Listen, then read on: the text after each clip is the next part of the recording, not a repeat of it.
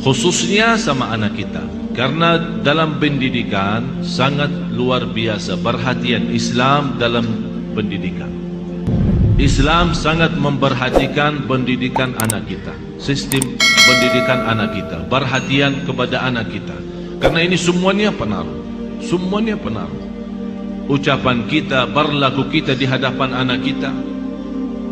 10 kata yang merusakkan perasaan dan hati anak kita. Yang pertama,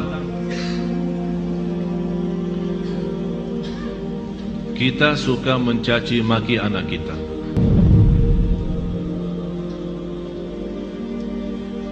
Ini sebuah bahaya, apalagi kalau kita lagi emosi. Dan saya selalu sampaikan kepada jemaah, kalau lagi emosi, jauh daripada anak. Jauh. Jangan jadikan anak korban. Saya tidak enak membawa ucapannya karena kita di dalam masjid, tapi ada banyak yang saya heran mengucapkan kata-kata yang saya malu sampaikan. Sama siapa? Sama anaknya sendiri. Kalau sama orang lain kita malu mengucapkan, apalagi sama anak kita.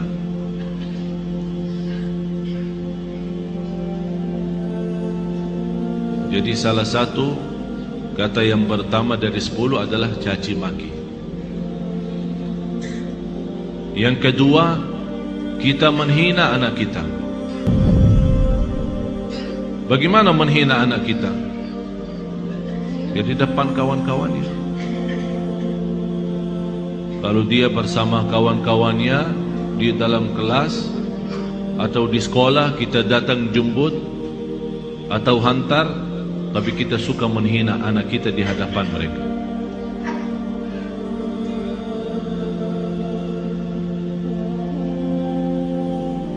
Malah ada yang pernah berkata, saking menghina anaknya, saya heran bagaimana bisa punya anak seperti kamu. Apalagi di depan orang, di depan kawan-kawannya. Bisa di saat itu anak kita tidak nangis, tapi sudah mati rasa. Sudah mati rasa. Akhirnya menjadi hati kecil. Susah kita bina untuk menjadi anak salih salihah karena kita sudah hancur duluan. Sudah kita hancurkan duluan. Itu yang saya selalu sampaikan. Itulah namanya durhaka orang tua kepada anak sebelum anak durhaka kepada orang tua. Atau kalau dia punya saudara banyak, jangan menghina. Kalau ada sebuah berlaku yang tidak bisa kita terima, kita bisa nasihatin dengan cara yang baik, bukan di depan orang. Karena itu namanya nasihah, bukan fadihah. Nasihah adalah mengingatkan dengan cara yang baik, tapi fadihah membukakan aibnya di hadapan orang. Alasannya, niat saya menasihatin.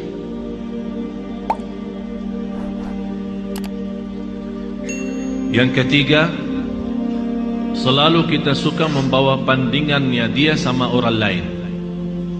Ini lihat, abang kamu jauh lebih pintar. Ini lihat, anak itu luar biasa. Kamu tidak bisa seperti mereka. Itu tidak bahaya itu. Ini mengakibatkan apa? Kecil hati. Yang kedua, benci sama orang itu. Akan menimbulkan rasa benci. Jadi akan selalu berlawan. Di mana ketemu kalau diajak main tidak mau sama. Karena kenapa? Karena kita selalu bandingkan ini A sama B. Apalagi kalau dia punya adik-adik yang lain. Coba adik kamu, abang kamu, kakak kamu, pintar bacaannya, pintar najinya, pintar salatnya. Kamu apa sih? Ini mohon maaf, ini bukan sering terjadi. Malah saya sendiri mendengar di hadapan saya, ibu yang membawa 3 anak, yang dinyakiti perasaannya 1.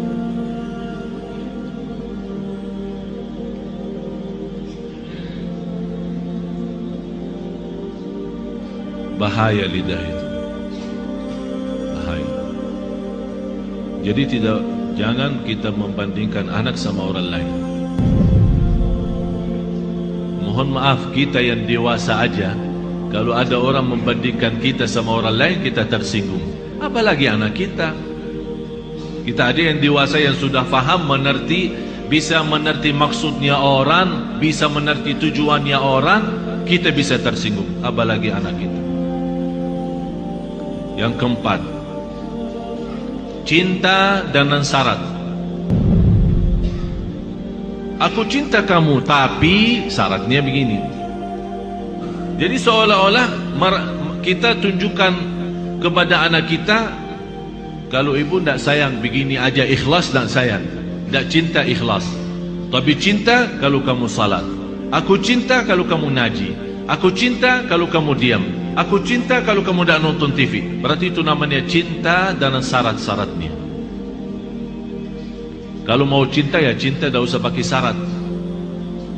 Tidak usah pakai syarat-syaratan. Ini anak kita. Mau cinta, ya cinta. Cinta yang normal, kasih sayang, yang wajar dan yang wajib bagi kita sebagai orang tua, memberikan kasih sayang dan rasa cinta kepada anak kita. Kalau kita yang tidak menunjukkan rasa cinta kepada anak kita, dia akan lama-lama melarikan diri kepada orang lain. Memang mohon maaf Bapak Ibu, bisa anak kita karena dia kecil tidak mengerti menyampaikan perasaannya, tapi dia mampu menyampaikan perasaannya dari hal berlakunya.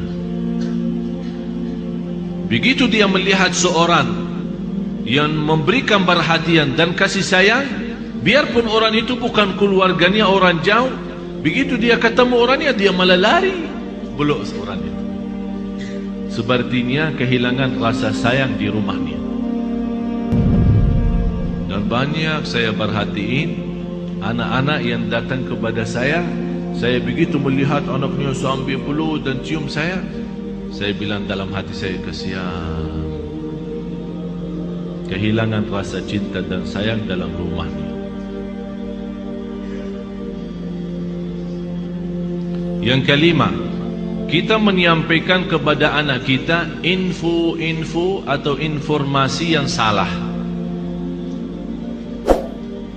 Maksudnya apa informasi yang salah? Laki-laki tidak boleh nangis. Siapa yang bilang? Bapak-bapak nangis enggak? Nangis kan? Berarti salah kita berkata sama anak kita, kalau laki-laki tidak boleh nangis. Siapa yang bilang? Biarin dia nangis. Kalau dia nangis, ayo nangis lagi sayang. Bukan laki-laki tidak boleh nangis. Itu membuat apa? Mengakibatkan sakit jiwa. Karena setiap dia mau nangis, dia bertahan. Alasannya informasi yang salah, laki-laki tidak boleh nangis. Akhirnya dia tahan-tahan, menjadi beban, lama-lama sakit jiwa. Betul, ini betul. Jangan dianggap tidak terlalu. Terlalu.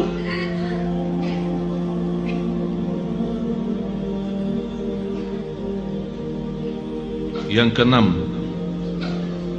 ini yang lebih bahaya.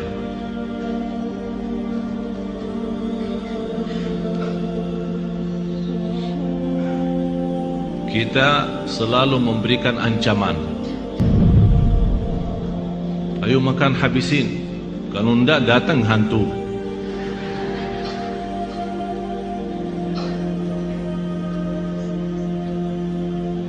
Mau tidur enggak? Kalau kamu tidak tidur, nanti datang hantu, temenin. Ini selalu kita, niat kita apa? Niat kita supaya dia cepat tidur, tapi mengakibatkan dalam perasaannya banyak hal yang tidak bagus. Padahal anak kita dari sisi psikologi jiwa dan akal, dari usia 2 tahun sampai 6 tahun dia mampu menguasai 7 bahasa.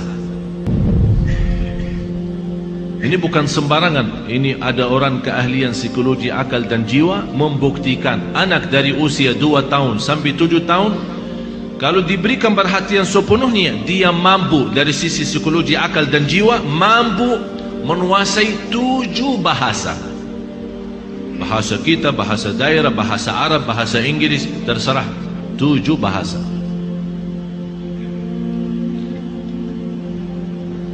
Tapi kenapa kita sia-siakan kesempatan ini yang masih luar biasa?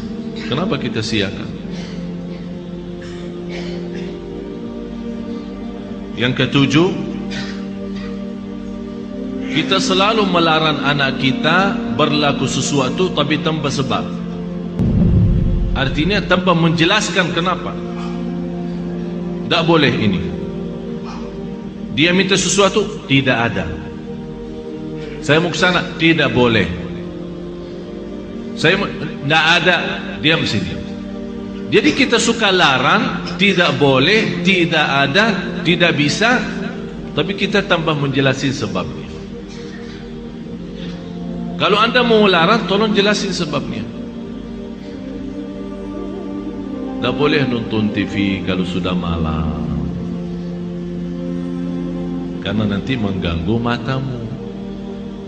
Ini ada alasan kenapa kita larang. Kalau makan sampai habiskan makanannya, karena di dalam makanan ada barakah.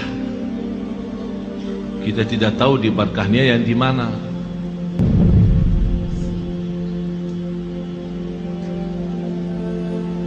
Jangan nonton TV. Ayo sana. Tidur. Ibunya megang remote. Teng, teng, teng.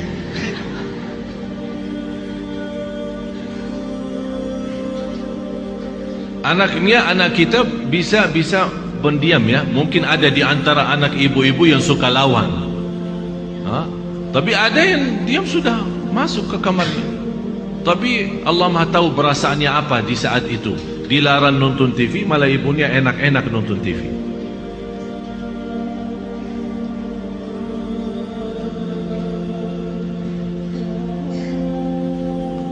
Banyak hal Bapak Ibu yang perlu kita perbaiki. Banyak. Kalau kita memang ingin bukan hanya doa mengharapkan anak saleh salihah, tapi ada contoh baik, ucapan yang baik. Yang ke-8,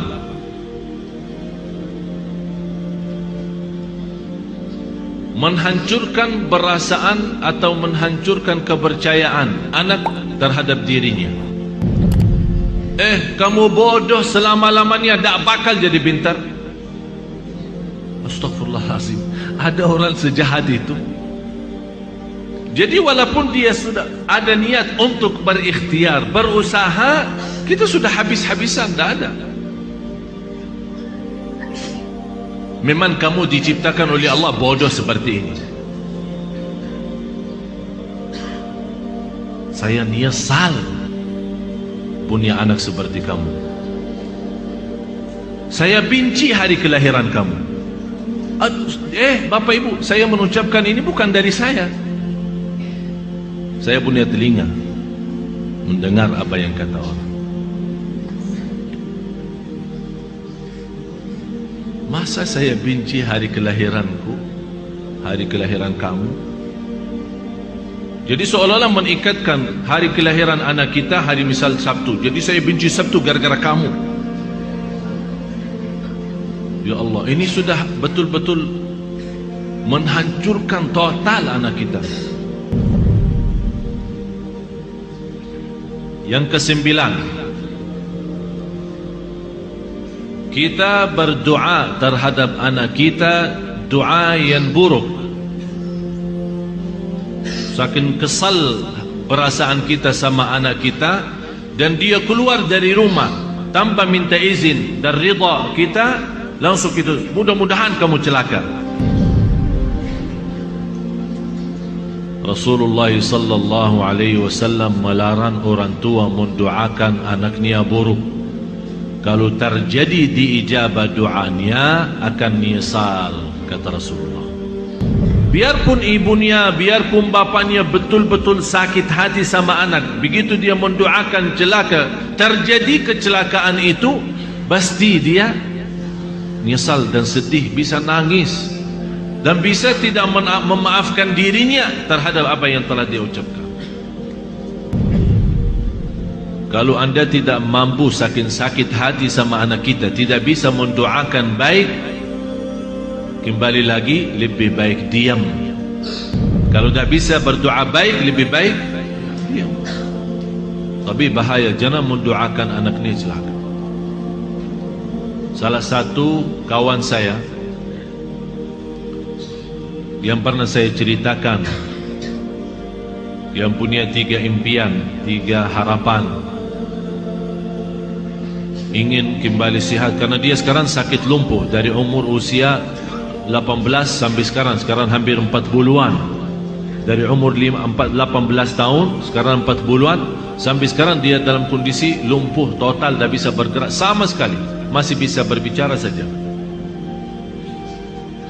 Di antara harapan beliau, sebagaimana saya pernah jelaskan, ingin kembali sihat walafiat supaya bisa megang Al-Quran, ingin kembali sihat walafiat supaya bisa nikmati sujud, ingin kembali sihat walafiat supaya bisa memeluk orang tua dan mencium orang tua.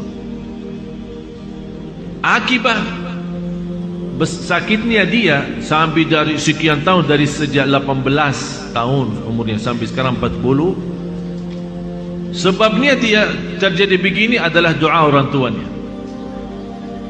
Karena dia pernah pulang tidak ke sekolah, orang tuanya tanya, kamu sudah sekolah hari ini enggak? Setahu saya sudah antar ke sekolah, tapi saya dapat informasi kamu tidak masuk, malah kamu larikan diri sama kawan-kawan kemana. Kata anaknya, bohong yang bawa fitnah itu. Saya sudah ke sekolah. Ya, namanya anak-anak mau larikan diri dari tanggung jawab orang tuanya, dia bohong. Lebih baik berbohong, katanya. Apa kata ayahnya? Kalau kamu bohong, mudah-mudahan celaka hari ini. Pergi sama kawan-kawan, ini cerita sendiri dia menceritakan. Pergi sama kawan-kawannya kepada satu tempat hiburan yang ada kolam renang. Kemudian dia naik sebuah tempat tembok yang agak lumayan tinggi. Kemudian mau loncat ke dalam kolam itu. Begitu dia loncat, kepalanya kena. Padahal lantai bawah terlalu dalam, tapi kok bisa kena. Kepalanya terputus salah satu saraf di bagian lehernya, mengakibatkan lumpuh total, tidak bisa bergerak sama sekali. Orang tuanya menyesal karena telah mendoakan seperti itu. Tapi kata anaknya, bagi saya nikmat besar doa kecelakaan ayah saya. Kenapa? Karena dengan doa dalam kondisi ini baru saya bisa kenal Allah lebih dalam, dan alhamdulillah beliau sudah menghafal Al-Quran 30 juz. Dalam kondisi itu tak pernah berhenti salat malam. Dan Masya Allah, setiap di sana sini, dari masjid ke masjid, memberikan ceramah. Dia dibawakan dengan kursi roda yang tak bisa duduk. Dia dibuatkan kursi roda khusus, miliknya kayak mirip tempat tidur, karena dia tak bisa duduk, tapi masih bisa berceramah. Saya kemarin berusaha untuk mengundang beliau datang kemari, tapi masih kita harap mudah-mudahan bisa. Dan kemarin beliau mengundang saya acara pernikahannya. Subhanallah, ibu saya menceritakan istrinya cantik luar biasa. Sampai orang bertanya sama istrinya, apa yang kamu harapkan sama seorang seperti ini keadaannya? Dia berkata, saya harap masuk surga lewat si Abdullah ini. Jadi saya tidak harap apa-apa, tapi saya harap bantu dia seikhlas-ikhlasnya. Saya yang akan bersihkan, saya yang akan rapikan, saya akan bagi bajunya sama semua, karena saya harap lewat dia masuk surga.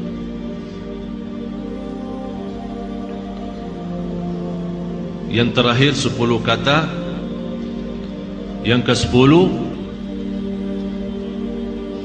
kita suka membongkar dan membuka aib anak kita di hadapan orang lain.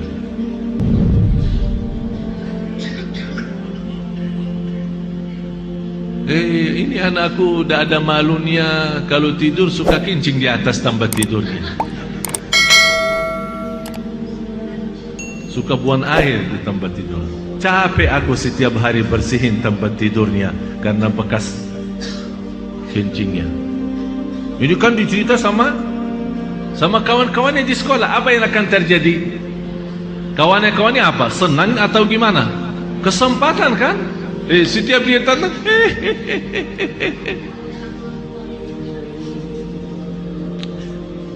Astaghfirullahaladzim. Kita istighfar.